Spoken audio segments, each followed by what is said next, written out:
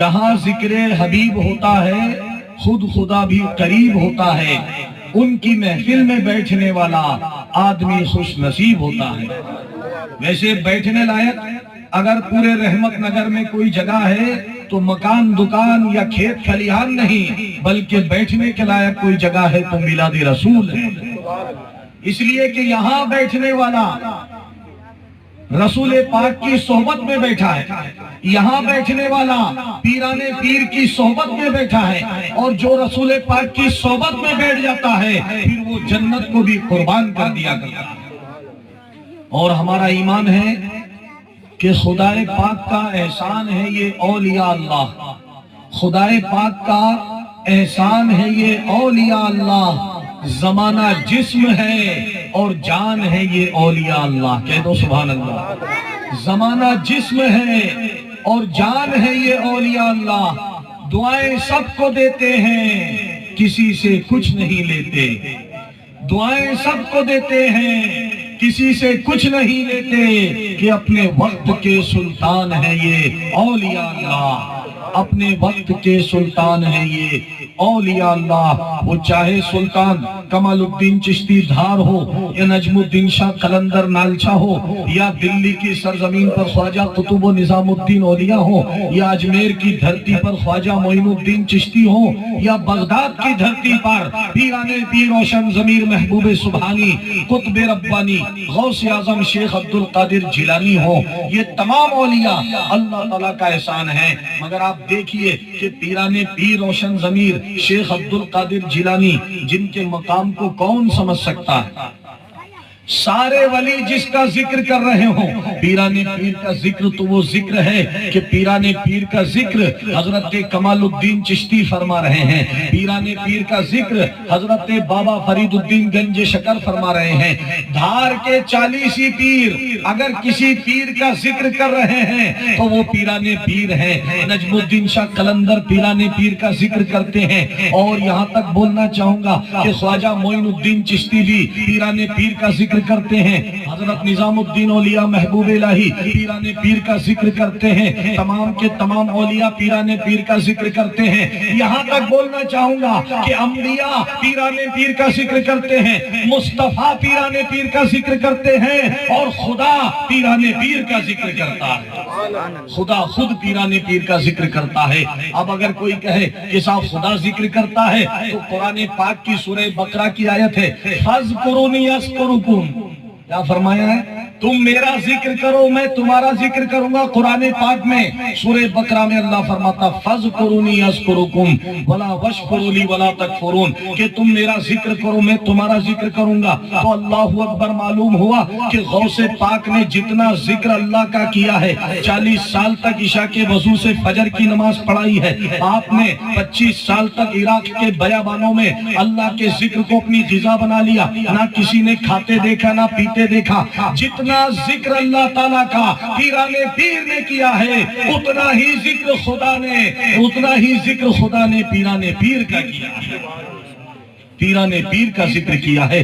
تو اگر ہم یہ سوچیں، اگر کوئی یہ سمجھے کہ ساری یہ پیران پیر کی ذکر کی محفل ہے، یہ کون سی سنت ہے یا نبی کے ذکر کی محفل ہے، ارے ذکر تو خدا کا کرو، کیونکہ خدا مولا ہے، اسی کی عبادت ہے، اسی کا ذکر ہے۔ تو میرے بھائیوں، ہم جب نماز پڑھتے ہیں تو خدا کا ذکر کرتے ہیں، اور جب میلاد میں آتے ہیں تو خدا کے نیک بندوں کا ذکر ہوتا ہے۔ تو معلوم ہوا کہ خدا کے نیک بندوں کا ذکر خدا فرما رہا ہے، تو معلوم ہوا کہ خدا کا ذکر کرنا اولیاء کی سنت ہے، اور اولیاء کا ذکر کرنا خدا کی سنت ہے۔ اولیاء کا ذکر کرنا خدا کی سنت ہے، کیونکہ خدا خود ان کا ذکر فرما رہا ہے۔ حضرت جبریل امین رضی اللہ تعالیٰ عنہ کے تعلق سے ایک حدیث پاک ہے کہ جب اللہ کسی بندے سے محبت کرتا ہے تو جبریل کو بلاتا ہے، اے جبرائیل میں فلاں بندے سے محبت کرتا ہوں، کہہ دو سبحان اللہ۔ میں بغداد والے پیرانے پیر سے محبت کرتا ہوں، میں اجمیر والے خواجہ معین الدین چشتی سے محبت کرتا ہوں۔ اے جبریل تو بھی اس سے محبت کر اور پوری آسمانوں میں اور زمینوں میں اعلان کر دے کہ یہ اللہ تعالیٰ کا محبوب بندہ ہے۔ چنانچہ اس سے تمام لوگ محبت کرنے لگ جاتے ہیں، چاہے وہ کسی بھی سماج کا ہو، کسی بھی دھرم کا ہو، چاہے کلمہ پڑھنے والا ہو وہ بھی محبت کرتا ہے، کلمہ اگر وہ نہیں پڑھتا ہے تو بھی محبت کرتا ہے، اس لیے کہ اللہ تعالیٰ نے مخلوق کے دل میں ان کی محبت ڈال دی ہے، اور جس کی محبت اللہ تعالیٰ خود ڈال دے اس محبت کو کوئی نکال نہیں سکتا۔ تو پیرانے پیر کے روشن ضمیر کیا مقام و مرتبہ ہے، آپ اندازہ فرمائیں کہ سرکار بغداد پیرانے پیر رضی اللہ تعالیٰ عنہ کا کیا مقام ہے۔ آپ دیکھیے ہر ولی کو اللہ کیا دیتا ہے، کرامت عطا فرماتا ہے۔ جس طرح نبیوں کو معجزہ عطا فرمایا اسی طرح ولیوں کو کرامت عطا فرمائی گئی۔ کرامت اللہ تعالیٰ کے نزدیک سے ایک اولیاء اکرام کا انعام ہوتا ہے، ہر ولی کو کرامت دی جاتی ہے۔ غریب نواز کی کرامت ہم سنتے آئے ہیں کہ غریب نواز نے کوزے میں آنا ساگر کو بھر لیا، آپ نے اونٹوں کو بٹھا دیا، اونٹ اٹھنا بھول گئے، لیکن میرے بھائیوں ہر ولی آتا ہے تو کرامت لے کر کے آتا ہے۔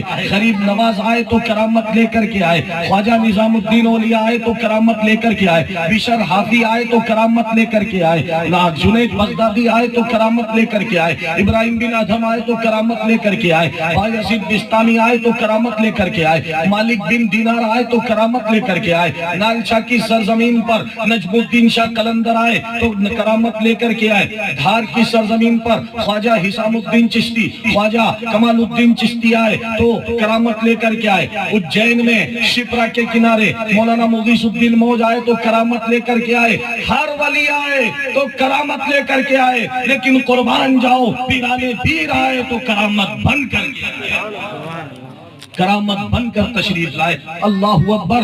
آپ دیکھیے اب کرامتوں کا بھی ذکر دیکھیے، ابھی ذکر کی بات بتائی، اب کرامتوں کا بیان سنیے۔ ہر ولی نے کرامت دکھائی ہے، اللہ اکبر، لیکن غریب نواز نے کرامت دکھائی ہے اجمیر کے تارا گڑھ پر، آنا ساگر کے کنارے مولانا مغیث الدین موج نے کرامت دکھائی ہے، اجین میں شپرا کے کنارے حضرت بابا نظام الدین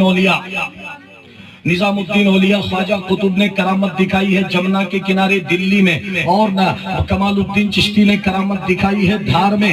ہر ولی نے دنیا کے اندر کرامت دکھائی، لیکن قربان جاؤ پیرانے پیر نے کرامت دکھائی تو ماں کے پیٹ میں کرامت دکھائی، ماں کے پیٹ میں کرامت دکھائی۔ آپ ابھی ماں کے شکم کے اندر ہیں جو 17 پارے آپ نے حفظ کر لیے، 17 پاروں کا حافظ بن گئے، اور یہاں تک آیا ہے۔ اب آپ دیکھیے کہ دنیا کے ولیوں کی کرامت ایک طرف، غوث پاک کی کرامت ایک طرف، کیونکہ آپ کرامت بن کر کے آئے تھے، آپ کا ماں کے پیٹ میں ہونا کرامت ہے، آپ کا ماں کے پیٹ سے جنم لینا کرامت ہے، آپ کا بچپنا کرامت ہے، آپ کی جوانی کرامت ہے، آپ کا ایک وضو سے عشاء کے وضو سے 40 سال تک فجر کی نماز کو ادا کر دینا، رات بھر عبادت کرنا، یہ آپ کی کرامت ہے، 25 سال تک عراق کے جنگلوں بیابانوں میں بے کھائے پیے گزار دینا، یہ آپ کی کرامت ہے، حضرت آپ کی کرامت ہے، 15 سال تک ایک قرآن ہر رات میں ختم کرنا آپ کی کرامت ہے۔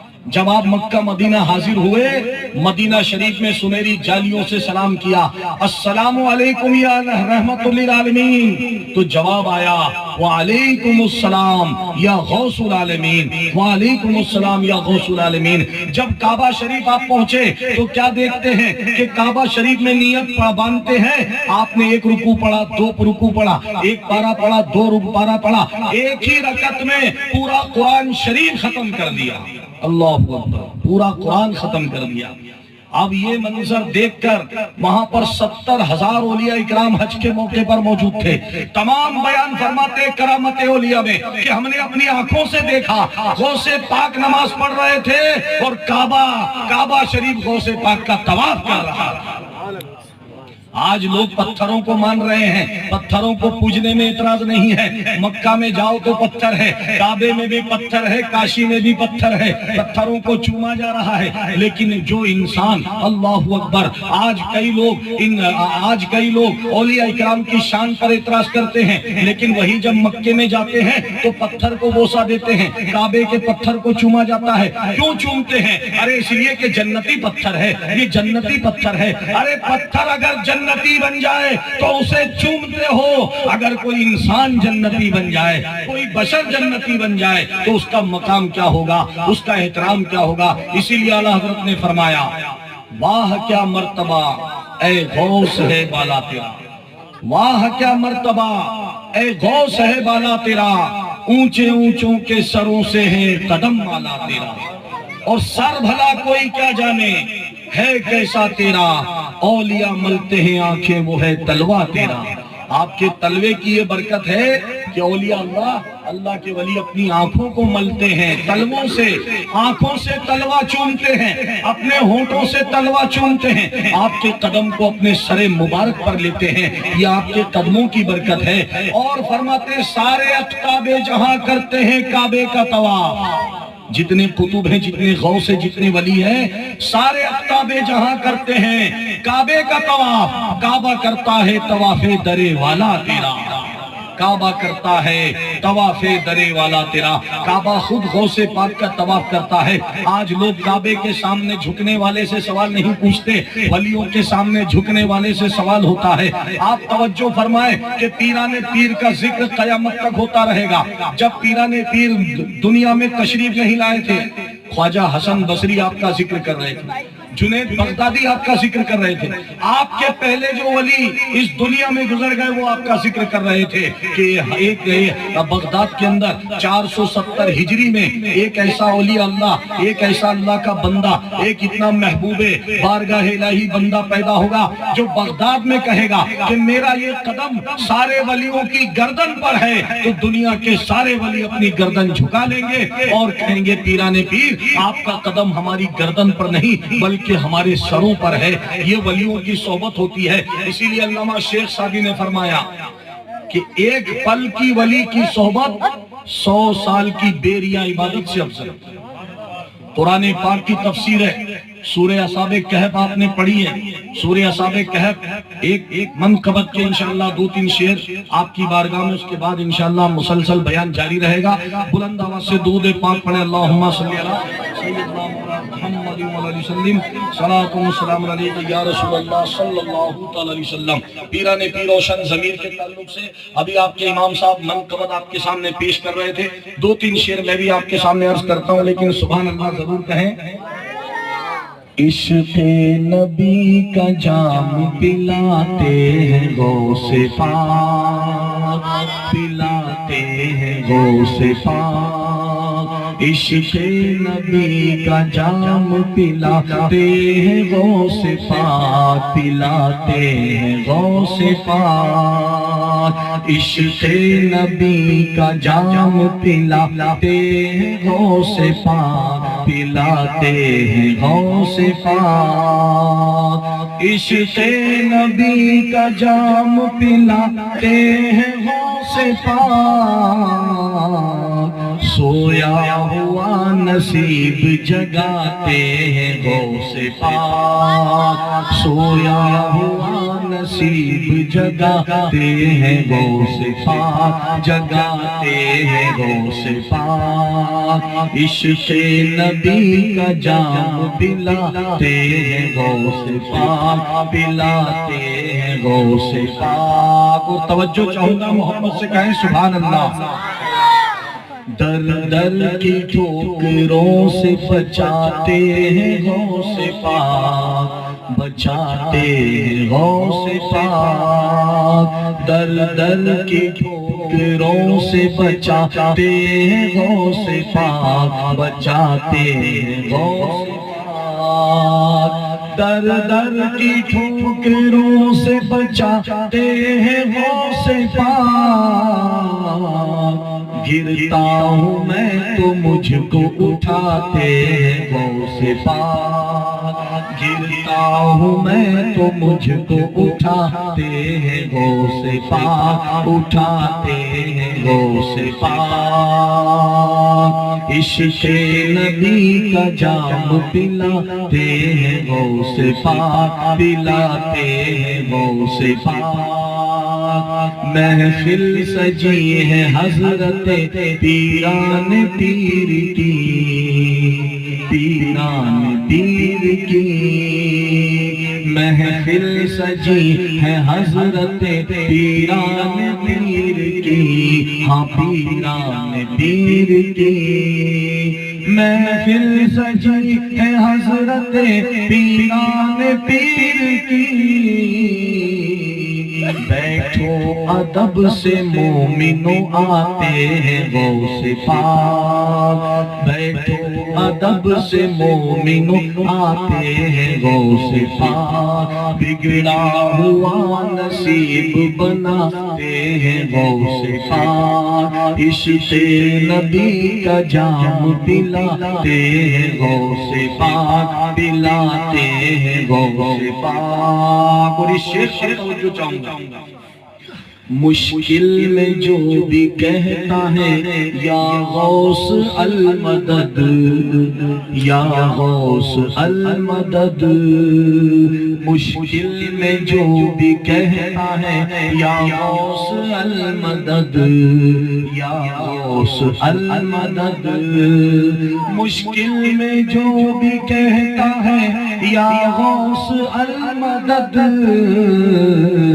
اس کی مدد کے واسطے آتے ہیں غوث پاک، اس کی مدد کے واسطے آتے ہیں غوث پاک، گرتا ہوں میں تو مجھ کو اٹھاتے ہیں غوث پاک، اٹھاتے ہیں غوث پاک، عشق نبی کا جام پلاتے ہیں غوث پاک، پلاتے ہیں غوث پاک۔ اور آپ کی کرامت ہے، آپ فرماتے ہیں پوری کائنات کو رائی کے دانے کی طرح دیکھتا ہوں، ہتھیلی پر ایک ولی کا مقام کیا ہوتا ہے، پوری دنیا ان کی نظروں کے سامنے۔ اللہ اکبر، ارے جب غوث پاک کا یہ عالم ہے تو مصطفیٰ کا عالم کیا ہوگا، اور مصطفیٰ کا یہ عالم ہے تو خدا کا عالم کیا ہوگا۔ ایک ولی کو اللہ نے ایک کرامت عطا فرمائی کہ رائی کے دانے کے مثل پوری دنیا کو دیکھتے ہیں۔ اسی کرامت پر توجہ چاہتے ہوئے کہ رائی کے مثل دیکھ کے سارے جہان کو، سارے جہان کو، رائی کی مثل دیکھ کے سارے جہان کو، ہاں سارے جہان کو، رائی کے مثل دیکھ کے سارے جہان کو،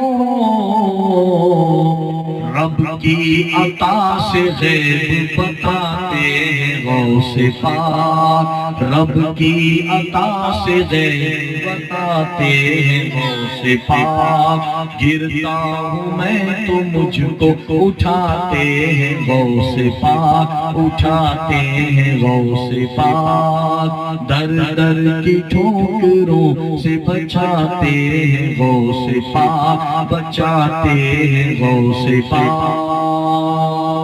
بلند آواز سے درود پاک پڑھیں، اللہم صلی علی سیدنا مولانا محمد وعلی آلہ وسلم، صلاۃ و سلام علیک یا رسول اللہ۔ تو میں عرض کر رہا تھا کہ قرآن کی سورہ اصحاب کہف ہے، اس میں ولیوں کا مقام دیکھ لو۔ ولیوں کے آستانے پر جانے کا ثبوت مانگنے والوں، موسیٰ علیہ السلام کو اللہ نے وحی فرمائی، اے موسیٰ جاؤ، میرا ایک بندہ دو دریاؤں کے سنگم پر ہے، جاؤ میرے ایک بندے سے ملاقات کر کے آؤ، تمہیں اس سے فیض ملے گا۔ موسیٰ علیہ السلام کو اللہ نے تلقین کی، موسیٰ نبی ہے، جید و ممیز نبی ہے۔ موسیٰ علیہ السلام کا مقام وہ ہے کہ اول العزم، جتنے بڑے بڑے بلند و بالا تمام نبیوں میں اگر سب سے بلند مرتبہ ہے تو محمد عربی صلی اللہ علیہ وسلم کا ہے، اس کے بعد نمبر آتا ہے ابراہیم علیہ السلام کا، اس کے بعد نمبر آتا ہے موسیٰ کلیم اللہ کا۔ اللہ اکبر، تمام نبیوں میں جو تیسرے سب سے محترم جلیل القدر نبی ہیں، ان کو حکم دیا جاتا ہے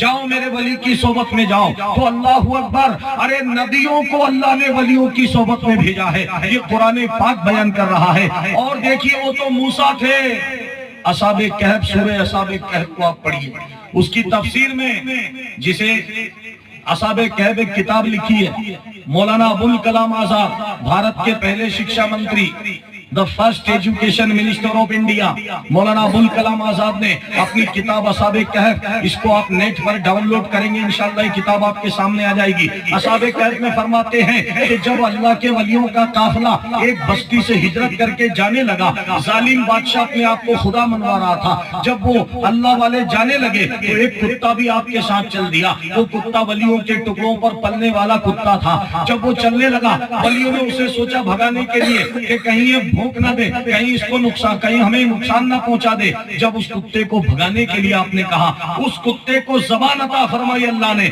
उस कुत्ते ने कलाम किया, ए अल्लाह वालों, मैं तो आपके दर का कुत्ता हूँ। जब तक आप यहाँ रहे, आपके टुकड़ों पर पलता रहा, आपकी वफादारी करता रहा। अब आप यहाँ से जा रहे हो तो मैं इस बस्ती में क्या करूंगा? अरे मेरा तो ये ईमान है कि जिस बस्ती में आप बैठ जाते हैं वो बस्ती आबाद हो जाती है, और जहां से आप चले जाते हैं वो बस्ती वीरान हो जाती है।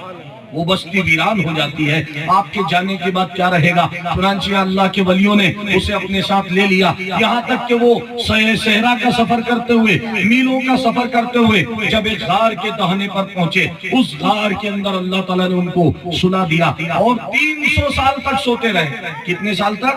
300 साल तक। एक कुत्ता आया वली की सोबत में, सोबत का असर देखिए, 300 साल तक सोते रहे, और सोने के बाद 300 साल तक कि वो कुत्ता गार पर उनकी पहरेदारी करता रहा। अल्लाह अकबर। तफसीर बयान करती है कि 6 महीने के बाद औलिया अल्लाह करवट बदलते थे। कितने साल के बाद? 6 महीने के बाद। 300 साल सोए रहे तो 6 महीने के साथ जिस तरह असाबे कहफ करवट बदलते थे, उसी तरह उनका कुत्ता भी करवट बदलता था। अल्लाह अकबर। यानी कि जो हाल उनके मालिक का होता था वही हाल उस कुत्ते का हो रहा है। आप अंदाजा फरमाइए, अल्लाह ताला को उस कुत्ते की वफादारी इतनी पसंद आई कि अल्लाह ताला ने उस कुत्ते को भी जन्नत अता फरमा दी। उसका नाम कुरान में आया है, कितमीर नाम आया उस कुत्ते का, कुरान के अंदर नाम आया। और अल्लाह ताला ने वलियों की सोहबत का फेज बताया। वो कुत्ता इंसानी शक्ल में बरोज़े क़यामत जन्नत में जाएगा, उसका नाम कितमीर आया है। तो मेरे भाइयों, एक कुत्ते ने बता दिया कि फूलों में मिलेगी ना पहाड़ों में मिलेगी, जन्नत तो औलिया के मज़ारों पे मिलेगी। जन्नत तो औलिया के मज़ारों पे मिलेगी। अब आप अंदाजा फरमाएं कि एक जानवर भी अगर अल्लाह वालों की चौखट पर आता है तो अल्लाह ताला उसे भी खाली नहीं जाने देता। तो हम तो इंसान हैं, नबी की उम्मती हैं, हम अगर उनकी सोहबत में आएंगे, हम अगर उनसे फैज हासिल करेंगे तो हमारा क्या हाल होगा, हम पर अल्लाह का क्या करम होगा। पीराने पीर रोशन ज़मीर की बेशुमार करामातें बयान की जाती हैं। आप जब खिताब फरमाते थे, आज आपके सामने हम तकरीर कर रहे हैं, ये लाउड स्पीकर की जरूरत है ताकि आवाज दूर तक पहुंच जाए। इस लाउड स्पीकर के जरिए हमारी आवाज सादलपुर से लेकर केसूर तक गूंज रही है और आसपास के गांव में भी आ रही है। लेकिन जब पीराने पीर तकरीर फरमाते थे, 70,000 का मजमा होता था। कितने का?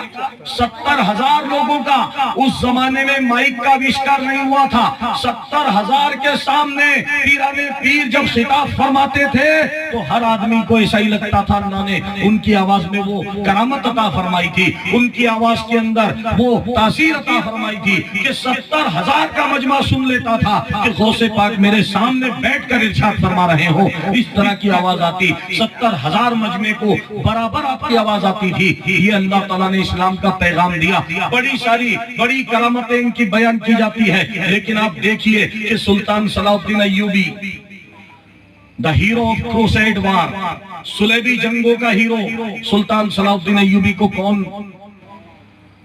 कौन नहीं जानता। सुल्तान सलाउद्दीन अय्यूबी ने पूरे यूरोप को शिकस्त देकर बैतुल मुकद्दस को, फिलिस्तीन के अंदर जो वाक़े है, किबला अव्वल को आजाद कराया था। सुल्तान सलाउद्दीन अय्यूबी ने बेशुमार जंगें लड़ी। अल्लाहु अकबर। जब आपका आखिरी वक्त आया तो आप बिस्तर अलालत पर आखिरी सांसें गिन रहे थे। आपके एक सिपाही ने पूछा कि हुजूर आपकी बड़ी तमन्ना थी शहीद होने की, लेकिन आपको मैदान जंग में शहादत की मौत ना आई, आपको मौत आ रही है तो बिस्तर अलालत पर। अल्लाहु अकबर। पीराने पीर के करम से सुल्तान सलाउद्दीन अय्यूबी ने कहा कि जब मैं छोटा था तो मेरे वालिद मुझे लेकर पीराने پیر کے پاس گئے تھے، سبحان اللہ، کہاں لے گئے تھے؟ پیرانے پیر کے پاس، اور کہا کہ حضور یہ میرا بچہ ہے، اب اس کے لیے دعا فرما دیں۔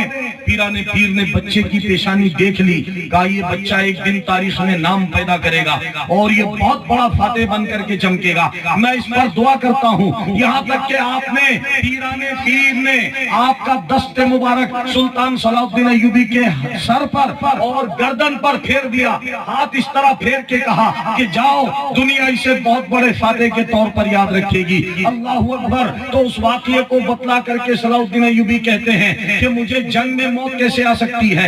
ارے جس گردن پر پیرانے پیر کا ہاتھ لگ جاتا ہو اس گردن کو کوئی تلوار کاٹ نہیں سکتی، اس گردن کو کوئی تلوار کاٹ نہیں سکتی، اس سر کو کوئی تلوار کاٹ نہیں سکتی جہاں پیرانے پیر کا ہاتھ لگ جاتا ہو۔ تاریخ یہ بھی بیان کرتی ہے کہ جس صلاح الدین ایوبی نے بیت المقدس کو فتح کیا، بیت المقدس کو فتح کیا، آپ کی 1,00,000 فوج تھی، اس فوج میں اکثر تعداد ان طلبہ کی تھی جو غوث پاک کے مدارس میں پڑھا کرتے تھے، آپ کی مدارس میں پڑھا کرتے تھے۔ آپ کے طلبہ کی جماعت نے صلاح الدین ایوبی کے ساتھ وہ جہاد کر کے بتایا کہ قبلہ اول کو، پورے عیسائی دنیا کو شکست دے کر قبلہ اول کو آزاد کروایا۔ لیکن حضرات آج ہم 11ویں کی نیاز دلا رہے ہیں، پوری دنیا میں 11ویں کی نیاز ہوتی ہے، اور یہ لنگر پیرانے پیر کا جو لنگر ہے، اولیاء اکرام کا جو لنگر ہے، یہ لنگر دنیا کے اندر، پوری دنیا کے اندر کھلایا جا رہا ہے، اور اس لنگر سے بڑھ کے کوئی عبادت نہیں۔ حضور غوث پاک فرماتے ہیں کہ میں نے نیکیوں کے دفتر کو کھنگال کر دیکھا، مجھے سب سے بڑی نیکی اگر کوئی نظر آئی تو فرمایا بھوکوں کو کھانا کھلانا، سب سے بڑی نیکی۔ اللہ کے رسول کی بارگاہ میں ایک شخص آئے تھے، یا رسول اللہ صلی اللہ علیہ وسلم سب سے بہتر اسلام کیا ہے؟ انہیں اسلام کا سب سے بہتر عمل کون سا ہے؟ آپ نے فرمایا کہ لوگوں کو سلام کرنا اور بھوکوں کو کھانا کھلانا سب سے بہتر عمل ہے۔ اللہ اکبر۔ اسی لیے اولیاء اکرام نے اس لنگر کو چالو کیا، کیونکہ اولیاء اکرام کو یہ معلوم تھا بھوکا ہے گر پڑوسی تو اتنا رہے خیال، قرآن والو تم پہ نوالا نہیں حلال۔ اگر مسلمان کا پڑوسی بھوکا ہے اور مسلمان اس سے بے خبر ہے تو سمجھ لیجئے وہ صحیح مسلمان نہیں ہے، وہ ایمان والا نہیں ہے، وہ کامل ایمان والا نہیں ہے۔ آپ دیکھیے اسی سنت کو ادا کرتے ہوئے اولیاء اکرام نے کہا کہ پوری دنیا کے بھوکے لوگ ہمارے پڑوسی ہیں، اور اس کے لیے لنگر کو قائم کیا۔ اجمیر کے اندر بڑی دیگ اور چھوٹی دیگ کو قائم کیا۔ یہ لنگر گرودوارے میں بھی پہنچا، چشتیہ بزرگوں کے ذریعے گرودوارے کے اندر ہماری سکھ کمیونٹی اس لنگر کو کھلا رہی ہے۔ آج میرے بھائیوں ضرورت اس کی ہے کہ ہم اس لنگر کا دائرہ بڑھائیں اور اپنے غیر مسلم بھائیوں کو جو غریب ہیں، جنہیں کھانا نصیب نہیں ہوتا ہے، ہم اس لنگر میں ان کو بھی شامل کریں، اور اگر وہ کسی وجہ سے نہ آتے ہوں تو ہم اپنا لنگر ہوم ڈیلیوری کر کے ان کو گھروں تک پہنچایا جائے کہ یہ غوث پاک کا لنگر ہے، یہ غریب نواز کا لنگر ہے، تبھی صحیح سنت ادا کی جائے گی، کیونکہ ان کا پیغام پوری انسانیت کے لیے تھا۔ اور 11ویں شریف کی جو نیاز ہے یہ آپ کی زندگی میں بھی فیمس تھی۔ آپ کے پاس لوگ آتے تھے، نظر و نیاز کرتے تھے، اپنی مشکلوں کو حل کیا کرتے تھے۔ اللہ اکبر۔ ہر 11 تاریخ مہینے کی آپ کے مریدین جمع ہوتے تھے، اللہ کا ذکر ہوتا، رسول پاک کا ذکر ہوتا تھا۔ لیکن آپ ایک بار کیا ہوا کہ 90 سال کی عمر میں 562 ہجری میں آپ نے انتقال فرمایا۔ آپ کے انتقال کا وقت قریب تھا اور ان قریب آپ دنیا سے رخصت ہونے والے تھے، ظاہری پردہ فرمانے والے تھے۔ کئی لوگ آپ کے غم میں افسردہ تھے، آنسو بہا رہے تھے، کیونکہ وہاں پر سینکڑوں ہزاروں لوگوں کا مجمع تھا کہ پیران پیر اپنے دنیاوی سفر پر، یعنی دنیا کے سفر سے رخصت ہو کر آخرت کے سفر میں جا رہے ہیں اور اس دنیا سے پردہ فرما رہے ہیں۔ لوگ بے حال تھے۔ پیران پیر رضی اللہ تعالیٰ عنہ نے جب پوچھا کہ یہ شور و غل کیوں ہیں، بولے لوگ اس لیے رو رہے ہیں کہ اب ہماری مشکلیں حل کرنے والا، اب ہماری مدد کرنے والا، اب غریبوں کو کھانا کھلانے والا، دنیا کا مسیحا اب اس دنیا سے گزر رہا ہے، اب ہمارا کیا ہوگا، ہمارا پرسان حال کون ہوگا۔ سارے لوگ رو رہے تھے۔ پیران پیر رضی اللہ تعالیٰ عنہ نے جب یہ شور دیکھا، آپ بستر سے تشریف فرماؤ، بستر سے اٹھے اور لوگوں کے پاس جا کر کے آپ نے فرمایا کہ اے میرے مریدوں چاہنے والوں، تمہیں غمگین ہونے کی ضرورت نہیں ہے۔ ابھی تک تم یہاں پر آتے تھے، 11ویں کرتے تھے اور میں تمہاری مشکلیں تم مجھ سے بیان کرتے، میں ان کا حل پیش کرتا تھا، لیکن اب میرے وصال کے بعد تمہیں یہاں آنے کی ضرورت نہیں۔ دنیا کے کسی بھی کونے میں اگر تم 11ویں کی نیاز پلاؤ گے تو میری روح وہاں پر آئے گی اور تمہاری مشکلوں کو آسان کر دے گی، تمہاری مرادوں کو پورا کر دے گی، تمہاری مشکلوں کو آسان کر دے گی۔ میں روح وہاں پر تشریف لائے گی۔ اللہ اکبر، بے شمار آپ کی کراماتیں بیان کی جاتی ہے، ہم اور آپ کیا ہیں، لیکن ایک ولی کی سب سے بڑی کرامت ہوتی ہے اس کا اخلاق۔ کیا ہوتی ہے؟ اخلاق۔ غریب نواز کا یہ اخلاق تھا کہ غیر مسلم کسان دلی سے شکایت لے کر آپ کی بارگاہ میں آیا، اس کی زمین کو حکومت نے قبضہ کر لیا۔ آج تو کسان پھانسی لگا رہے ہیں، آتم ہتیا کر رہے ہیں۔ آج کسانوں کے نام پر نیتا بننے والے، کسانوں کے نام پر ایم پی اور ایم ایل اے بننے والے، سی ایم اور پی ایم بننے والے کسانوں کے ساتھ کوئی انصاف نہیں کر رہے ہیں۔ آج سے تقریباً 750-800 سال پہلے ایک کسان کی زمین جب دلی کے بادشاہ نے اپنے انڈر میں لے لی، اس کسان نے دیکھا کہ بادشاہ کے سامنے میری کیا اوقات کہ میں اپنی بات رکھ سکوں۔ اسے معلوم تھا کہ اجمیر کے اندر خواجہ معین الدین چشتی ہیں جن کی بات بادشاہ ضرور مانتا ہے۔ وہ غریب کسان دلی سے اجمیر کا سفر کر کے گیا اور اجمیر شریف کے اندر غریب نواز کی بارگاہ میں حاضری دی، کہا حضور ہمارے اندر داتا آپ ہیں، ہماری زمین کو حکومت نے کور کر لیا ہے، آپ آ کر تھوڑی سفارش کر دیں، میرے گھر والے بھوکے مر جائیں گے۔ آپ غریب نواز کا اخلاق دیکھیے، ایک غیر مسلم کسان آیا تھا آپ کے پاس، آپ چاہتے تو قاصد بھیج سکتے تھے، آپ خط بھیج سکتے تھے، آپ نے وعدہ کر لیا میں ضرور آؤں گا اور تمہاری سفارش کروں گا، میں تمہاری مشکل کو آسان کروں گا۔ اس وقت غریب نواز کی عمر کتنی تھی؟ 80 سال۔ کتنی عمر تھی؟ 80 سال کے بزرگ اجمیر سے سفر کرتے ہیں۔ مریدوں نے کہا حضور آپ کیوں سفر کر رہے ہیں، ہم جا کر آپ کی بات بادشاہ سے کرا دیتے ہیں، آپ کسی قاصد کو بھیجیے۔ کہا نہیں، وہ شخص خود کسان میرے پاس آیا ہے، میں خود جا کر کے اس کی سفارش کروں گا۔ چنانچہ آپ نے اجمیر سے دلی کا سفر کیا۔ اس دور میں سفر ٹرین سے یا ہوائی جہاز سے یا موٹر گاڑی سے نہیں بلکہ پیدل سفر ہوتا تھا، گھوڑے کی پشت پر سفر ہوتا تھا، اونٹ پر سفر ہوتا تھا، یہ چیزیں تھی۔ آپ کئی دنوں کا سفر کر کے جب دلی گئے، ادھر بادشاہ سلطان شمس الدین التمش کو معلوم ہوا کہ خواجہ معین الدین چشتی کسی کسان کی فریاد لے کر کے یہاں پر آ رہے ہیں۔ اللہ اکبر، وہ سلطان شمس الدین التمش جس نے قطب مینار بنایا ہے، جس کا مزار مہرولی کے اندر قطب مینار پریسر میں آج بھی اس کا مزار بنا ہوا ہے، وہ خواجہ قطب کا مرید تھا۔ جب اس نے دیکھا کہ غریب نواز خود آئے ہیں تو وہ اپنی ساری سلطنت کو غریب نواز کی خدمت میں لگانے کا اعلان کر دیا کہ خواجہ معین الدین چشتی آئے ہیں، سب کے سب خادم کی طرح حاضر ہو جاؤ۔ ادھر دلی میں غریب نواز آئے، لوگوں کا ایک ہجوم آپ کے سامنے لگ گیا۔ بادشاہ خود وہاں پر آیا اور ننگے پیر غریب نواز کی بارگاہ میں آیا، آپ کے ہاتھوں کو بوسا دیا، آپ کے قدموں کو بوسا دیا اور کہا اے خواجہ معین الدین چشتی میرے آقا، آپ نے کیوں تکلیف کی، آپ تو وہاں سے خط لکھ دیتے، ارے اس کسان کی زمین کیا ہے، پورے ہندوستان کی زمین بھی میں اس کسان کی نام کر دوں، آپ نے کیوں تکلیف کی۔ لیکن غریب نواز نے کہا کہ ہمارا انصاف سب کے لیے برابر ہے، ایک غیر مسلم کسان میرے پاس آیا، اس کی دل جوئی کے لیے کہیں اسے دل میں دھکا نہ لگ جائے، اس لیے میں خود اس کی سفارش کرنے کے لیے آیا ہوں، تم اس کی زمینوں کو اپنے حاکموں سے، اپنے عالموں، اپنے عاملوں سے اس کی زمین اس کو واپس کروا دو تاکہ اس کے گھر بار کا یہ پرورش کر سکے۔ چنانچہ میرے بھائیوں بتانا یہ مقصد ہے کہ یہ اخلاق تھا، اور اسی لیے آج ہم بزرگان دین کے لنگر کو تو ہم نے یاد رکھا۔ 11ویں شریف کا ایک ہوتا ہے جسمانی لنگر اور ایک ہوتا ہے روحانی لنگر۔ روحانی لنگر کی آج ضرورت ہے، اپنی بات کے آخری پڑاؤ پر ہوں میں، آج روحانی لنگر کی ضرورت ہے۔ جسمانی لنگر اگر یہ کھانا ہے تو روحانی لنگر ان بزرگوں کا پیغام ہے، ان کا اخلاق ہے، ہم اس حسن اخلاق کو اپنائیں۔ آج ہمارے پاس ہمارے اخلاق نہیں ہیں۔ اللہ کے رسول فرماتے ہیں، صحابہ اکرام نے پوچھا یا رسول اللہ صلی اللہ علیہ وسلم، ایک شخص آیا آپ کی بارگاہ میں، کہا یا رسول اللہ میرے سلوک کا، میری محبت کا، میری عنایت کا سب سے پہلا حقدار کون ہے؟ تو ارشاد فرمایا تیری محبت کا سب سے پہلا حقدار تیری ماں ہے، تیری ماں ہے، تیرے والدین ہیں۔ اور بیوی کے تعلق سے فرمایا کہ تم میں بہترین انسان وہ ہے جو اپنی بیوی کے ساتھ اچھا ہو۔ یہ اخلاق ہمارے گھر کے ہیں۔ آپ اندازہ فرمائیں، اللہ کے رسول سے جب پوچھا گیا یا رسول اللہ کون سا عمل سب سے زیادہ لوگوں کو جنت میں لے جائے گا، کون سا عمل؟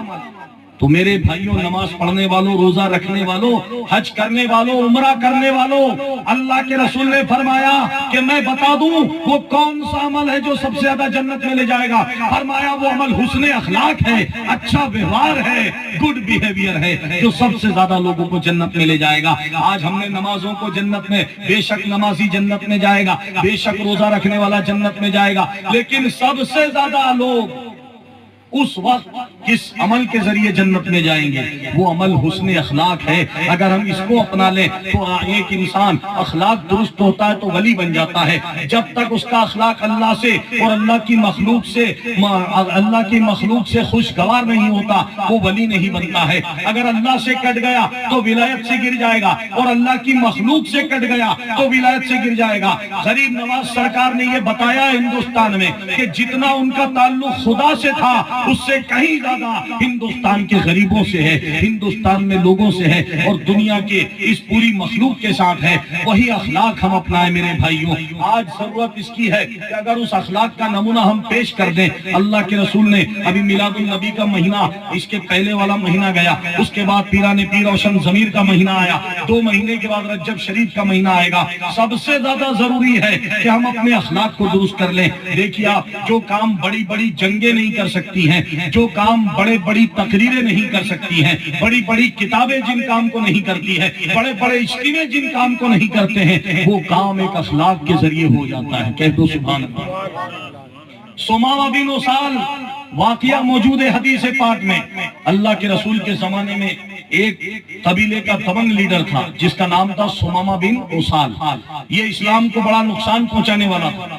دیکھیے، ایک ہمارے ماں باپ سے ہمارے اخلاق کیا، ہمارے دوستوں سے کیا ہیں، لیکن دشمنوں سے نبی کا اخلاق کیسا ہوتا ہے، یہ دشمنوں کے بارے میں فرمایا کہ ثمامہ بن اسال ایک قبیلے کے لیڈر تھے، بہت ساری اسلام کو نقصان پہنچایا، صحابہ اکرام کے قاتل تھے، لیکن ایک بڑے قبیلے کے سردار تھے۔ اللہ کے نبی نے جب کچھ صحابہ کو اس طرف بھیجا تو اس صحابہ کی جماعت نے ثمامہ بن اسال کو گرفتار کر کے لے آئے، اور گرفتار کرنے کے بعد مسجد نبی میں آ کر ستون سے باندھ دیا، مسجد نبی کے کھمبے سے باندھ دیا، اور اللہ کے رسول کو پیغام دیا کہ ایک قیدی کو لائے ہیں۔ جیسے ہی اللہ کے رسول مسجد میں آئے تو ثمامہ بن اسال کو، آپ کی توجہ چاہتا ہوں صاحب، پیچھے سے لے کر آگے تک ایک بار کہہ دیں سبحان اللہ، اور میری بات کو توجہ سے سنیں۔ ثمامہ بن اسال اپنے قبیلے کے دبنگ لیڈر، اپنے قبیلے کے سورما کو، جو اسلام کے دشمن تھے، صحابہ اکرام کے قاتل تھے، جب صحابہ نے گرفتار کر کے مسجد کے اندر باندھ دیا ستون سے، اللہ کے نبی کو خبر کی، یا رسول اللہ ایک قیدی کو لے کے آئے۔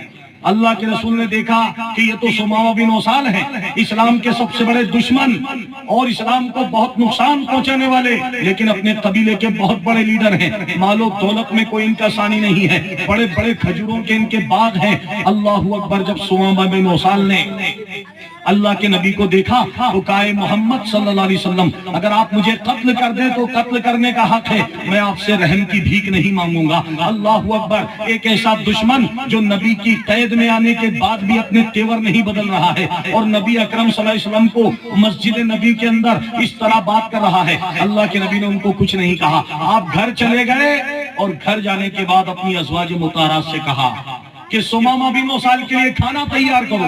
چنانچہ اچھا کھانا تیار کیا گیا اہتمام کے ساتھ، اور وہ کھانا ان کو پیش کیا گیا۔ آپ نے فرمایا ثمامہ کی اونٹنی کو لے کر آؤ، اونٹنی لائی گئی، اونٹنی کا دودھ نکال کر کے ثمامہ بن اسال کو پیش کیا گیا، اور ان کے بند کھول دیے۔ 3 دن تک ان کو کھانا کھلایا گیا، ان کی مہمان نوازی کی گئی۔ ایک ایسا شخص جس نے اسلام کو نقصان پہنچایا، جو اسلام کو مٹانا چاہتا تھا، جو نبی اکرم کا دشمن تھا، صحابہ اکرام کا دشمن تھا، جب اللہ کے نبی کی بارگاہ میں آیا تو کھانا پیش کیا جا رہا ہے، دودھ پیش کیا جا رہا ہے۔ 3 دن کے بعد آپ نے اس کے بند کھول دیے، اور کیا فرمایا، جاؤ ثمامہ تم آزاد۔ آپ نے یہ نہیں فرمایا کہ کلمہ پڑھ لو، آپ نے یہ نہیں فرمایا ثمامہ ہمیں تکلیف مت پہنچاؤ، آپ نے یہ نہیں فرمایا اپنی حرکتوں سے باز آ جاؤ۔ بس 3 دن حسن سلوک کرنے کے بعد ان کے بند کھول دیے، اور کہہ دیا، جاؤ ثمامہ تم آزاد ہو۔ اب ثمامہ وہاں سے گھر نہیں جاتے ہیں، وہ سیدھے پہ پانی کے چشمے پہ جاتے ہیں اور غسل کرتے ہیں۔ غسل کرنے کے بعد نبی کی بارگاہ میں آتے ہیں اور کہتے ہیں، یا رسول اللہ، مجھے کلمہ پڑھا دو، میں مسلمان ہونا چاہتا ہوں۔ کلمہ پڑھ لیا لا الہ الا اللہ محمد رسول اللہ، اور کہنے لگے اے اللہ کے رسول، کلمہ پڑھنے سے پہلے آپ میرے سب سے بڑے دشمن تھے، لیکن کلمہ پڑھنے کے بعد آپ میری جان سے بھی زیادہ عزیز ہو گئے ہیں۔ آپ کا چہرہ مجھے سارے چہروں میں ناپسندیدہ تھا، لیکن اب آپ کا چہرہ دنیا کا سب سے خوبصورت چہرہ بن گیا ہے۔ آج ضرورت اس کی ہے میرے بھائیوں، ہندوستان میں ہم تعصب کا شکایت نہ کریں۔ ہندوستان میں ہم کبھی حجاب کے نام پر، کبھی طلاق کے نام پر، کبھی اذان اور لاؤڈ اسپیکر کے نام پر ہم شکایت نہ کریں۔ ہم صرف اپنا اخلاق درست کر لیں، ہم صرف اپنا کردار درست کر لیں۔ اسی لیے علامہ اقبال نے فرمایا کہ رگوں میں وہ لہو باقی نہیں ہے، رگوں میں وہ لہو باقی نہیں ہے، وہ دل وہ آرزو باقی نہیں ہے، نماز روزہ و قربانی و حج سب باقی ہیں، بس تو باقی نہیں ہے۔ سب باقی ہیں، تو باقی نہیں ہے۔ تو کس طرح باقی ہوگا؟ تیرا کردار تجھے باقی رکھے گا، تیرا اخلاق تجھے باقی رکھے گا۔ میں بس آخری بات کہہ کر کے اپنی بات کو ختم کرنا چاہوں گا کہ آپ دیکھیے حضرت حافظ ملت کا کیا کردار ہوا کرتا تھا۔ حافظ ملت علیہ الرحمہ جنہوں نے جامعہ اشرفیہ کو تعمیر کیا ہے، حضور حافظ ملت جب دیش میں تقسیم کا معاملہ ہوا تھا، ہندوستان پاکستان کی تقسیم، وہ تقسیم کے وقت میں پورے ہندوستان میں زہر پھیل گیا، آدھے ادھر آدھے ادھر، اور ایک نفرت کی آندھی چل رہی تھی۔ اس دور کے اندر حافظ ملت کے شہر سے کچھ دور ایک گاؤں تھا، وہاں پر کچھ مسلمان رہا کرتے تھے، اور کچھ مسلمان تھوڑے تھے، ہندو آبادی بہت زیادہ تھا۔ مسلمان چاہتے تھے کہ ایک مسجد تعمیر کریں، کیونکہ نماز کے لیے بار بار شہر جانا پڑتا ہے، وہ شہر دور ہے، لیکن وہاں کی اکثریت کی جو کمیونٹی تھی وہ ان کو مسجد تعمیر نہیں کرنے دی۔ کہ آپ اپنی زمین پہ مسجد نہیں بنا سکو گے، ہم نہیں بنانے دیں گے۔ گاؤں کا پردھان جو تھا وہ اڑ گیا، سارے مسلمانوں کی تعداد کم تھی، انہوں نے کہا کیا کیا جائے، کیا ویواد کیا جائے، کیا جھگڑا کیا جائے۔ انہوں نے کہا نہیں، ایک مولانا صاحب ہیں حضور حافظ ملت، جن کا بہت مقام ہے، جن کا احترام ہے۔ سارے مسلمانوں نے مل کے پلان بنایا کہ اس مولانا صاحب کو یہاں دعوت دی جائے اور ان کو یہاں آنے کے لیے کہا جائے۔ چنانچہ ہوا یہی کہ حضور حافظ ملت کے پاس گاؤں کے کچھ لوگ گئے اور کہا حضور ہمارے گاؤں میں ایسا معاملہ آ گیا ہے، ہم مسجد بنانا چاہ رہے ہیں، لیکن وہاں کے جو گاؤں پردھان ہیں اور جو بہو سنکھیک آبادی ہے وہ ہمیں مسجد نہیں بنانے دے رہی ہے، آپ چلیے تھوڑا سا گاؤں والوں کو سمجھا دیجئے گا، آپ ان سے بات کر لیجئے گا۔ اس وقت مولانا لوگوں کا اور عالموں کا بڑا اثر تھا، لوگ ان کی بات مانا کرتے تھے۔ آپ نے کہا ٹھیک ہے آپ چلے جاؤ، میں کسی وقت آپ کے گاؤں میں آؤں گا اور گاؤں کے پردھان سے بات کروں گا۔ میں یہ بتانا چاہتا ہوں اخلاق کیا ہوتا ہے۔ وہ لوگ چلے گئے، اس گاؤں سے سٹی کی طرف یعنی مبارک پور میں ایک ہی بس جایا کرتی تھی اور ایک ہی بس واپس آتی تھی۔ آپ شہر سے گاؤں میں جانے کے لیے ایک دن بس میں سوار ہوئے، جیسے آپ بس میں بیٹھے، آپ کی عمر 80 سال کی تھی، لکڑی ٹیک کر چل رہے تھے، بس میں دھیرے دھیرے سواری بیٹھتی گئی، لوگ اسٹینڈنگ میں آ گئے، اب بس چلنا شروع ہوئی۔ جیسے ہی بس چلنا شروع ہوئی اس میں ایک لڑکی بھی بیٹھی ہوئی تھی، ایک غیر مسلم لڑکی جس کی گود میں چھوٹا بچہ تھا۔ بس چلنے لگی، وہ بھی کھڑی ہو گئی، لیکن بس کے جھکولے سے کبھی وہ ادھر گرتی کبھی وہ ادھر ہلتی، ہو سکتا اس کا بچہ بھی گر سکتا تھا۔ مولانا صاحب 80 سال کی عمر میں کوبڑی لے کر کے کھڑے ہو گئے اور کہا بیٹی تم بیٹھ جاؤ۔ اس نے کہا نہیں چاچا جان آپ بیٹھیے، آپ کی عمر بہت زیادہ، آپ تو سہارے سے کھڑے ہیں، آپ کیسے کھڑے ہوں گے، میں تو کھڑی ہو سکتی ہوں، مجھے تو عادت ہے۔ کہا نہیں بیٹی تم بیٹھ جاؤ۔ جب بیٹی لفظ سے پکارا تو وہ لڑکی بیٹھ گئی۔ اب جیسی وہ لڑکی بیٹھی، گاؤں بس میں گئی، سارے لوگ اتر کے جانے لگے اپنی اپنی منزل پر۔ مولانا صاحب بھی جا رہے تھے، لیکن اس لڑکی نے کہا کہ مولانا صاحب آپ کہاں جا رہے ہیں، آپ کو میں جانے نہیں دوں گی، پہلے آپ میرے گھر چلیے، میرے گھر پر چائے پیجیے گا، ناشتہ کریے گا، اس کے بعد جہاں چاہے آپ جا سکتے ہیں۔ مولانا صاحب نے کہا نہیں بیٹا مجھے کام ہے، لیکن وہ لڑکی نہیں مانی، ضد کر کے وہ اس کو ان کو گھر پر لے آئی۔ گھر پہ ایک آنگن میں کھاٹ رکھ کر کے ان کو بٹھا دیا اور وہ جا کر ساری بات اپنے باپ کو بتائی۔ اتفاق سے وہ گاؤں کے پردھان کی لڑکی تھی۔ اللہ اکبر! جب لڑکی نے اپنے باپ کو بتایا کہ میں بس میں آ رہی تھی، میری گود میں بچہ تھا، کوئی مجھے جگہ نہیں دے رہا تھا، جو آپ کو سلام کرتے ہیں، جو آپ کے نام پر جو میرے کاکا لگتے ہیں، بابا لگتے ہیں، کسی نے جگہ نہیں دی، لیکن یہ 80 سال کا بزرگ آدمی لکڑی ٹیک کر کھڑا ہو گیا اور مجھے بیٹی بھی کہا۔ اللہ اکبر! گاؤں کا پردھان بھی سن کر بڑا متاثر ہوا، وہ گھر کے باہر آیا، مولانا صاحب سے سلام دعا کی، کہا کہ مولانا صاحب آپ کیسے تشریف لائے؟ مولانا صاحب نے کہا کہا کہ اس گاؤں میں مسلمان لوگ مسجد بنانا چاہ رہے ہیں لیکن وہاں کا پردھان بنانے نہیں دے رہا ہے، تو میں اس سے بات کرنے کے لیے آیا ہوں، اس کو سمجھانے کے لیے آیا ہوں۔ اللہ اکبر! یہ بات سنی، گاؤں کے پردھان کی آنکھوں میں آنسو آ گئے۔ اس نے کہا مولانا صاحب آپ بھوجن کریے اور واپس اپنے گھر چلے جائیے، میں خود کھڑا ہو کر مسجد کی تعمیر کرواؤں گا، مسجد کو تعمیر کرواؤں گا۔ میرے بھائیوں ابھی وہ مسلمانوں سے ملے نہیں تھے۔ اسے کہتے ہیں حسن اخلاق۔ بڑے بڑے دنگے بھی جس کام کو نہیں کر سکتے ایک اخلاق کر سکتا ہے۔ تو میرے بھائیوں آج ہندوستان میں چاہے کتنی آندھیاں چل رہی ہو، نفرت کی آندھی چل رہی ہو، چاہے ٹارگٹ بنایا جا رہا ہو، چاہے اسلامو فوبیا سر اٹھا رہا ہو، لیکن ہم نبی کے ایک چیز کو اپنا لیں جسے حسن اخلاق کہا جاتا ہے، پیغمبروں کے اور اولیاء اکرام کے ایک بات کو اپنا لیں جسے اخلاق کہا جاتا ہے، تو آج بھی نظر غریب نواز سے 90 لاکھ لوگ کلمہ پڑھ سکتے ہیں اور مسلمان ہو سکتے ہیں، لیکن ہمارا کردار کھو گیا، ہمارا اخلاق کھو گیا۔ ہم نمازی تو بن گئے، ہم حاجی بن گئے، ہم کروڑ پتی بن گئے، ہم زمیندار بن گئے، لیکن ایک اخلاق مند انسان نہیں بن سکے، ہمارا کردار اچھا نہیں ہو سکا۔ اسی لیے اللہ تعالیٰ سے دعا ہے مولا کریم تمام مسلمانوں کو حسن اخلاق کو قائم رکھنے کی توفیق عطا فرمائے، اور جتنے لوگ بھی اس محفل میلاد مبارکہ میں حاضر ہیں ان تمام لوگوں کو اللہ تعالیٰ یہ توفیق عطا فرمائے کہ غریب نواز ہو یا غوث اعظم ہو، ان اولیاء اکرام کے کردار پر ہمیں عمل کرنے کی توفیق عطا فرمائے، ان کے سنسکار پر، ان کے صداچار پر ہمیں عمل کرنے کی توفیق عطا فرمائے۔ یہ حسن اخلاق کا پہلو ہے کہ اس حسن اخلاق سے بڑی بڑی جنگیں جیتی جا سکتی ہے، اسی حسن اخلاق سے ہندوستان میں اسلام پھیلا ہے، اور اسی حسن اخلاق سے حضرت پیران پیر روشن ضمیر نے سینکڑوں لوگوں کو کلمہ پڑھایا ہے اور کئی لوگوں کو تائب کیا۔ درود پاک پڑھے، اللہم صلی علی سیدنا مولانا محمد وعلی وسلم، صلاۃ و سلام علیک یا رسول اللہ صلی اللہ تعالی علیہ وسلم۔ منقبت کے 2-3 شعر آپ کے سامنے بیان کروں گا، اس کے بعد حضرت علامہ مولانا شان عالم صاحب قبلہ آپ کے سامنے خطاب کریں گے، تڑپ کر کہیں سبحان اللہ۔